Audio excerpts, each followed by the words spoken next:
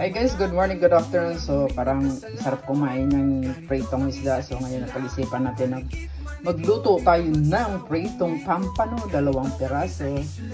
Ayan, 2 kilo head. Hello. Ayun.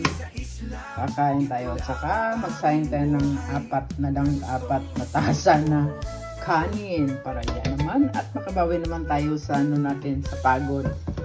Ayan, hiniwa-hiwa ko siya para naman para bukas may ulamin pa, charot.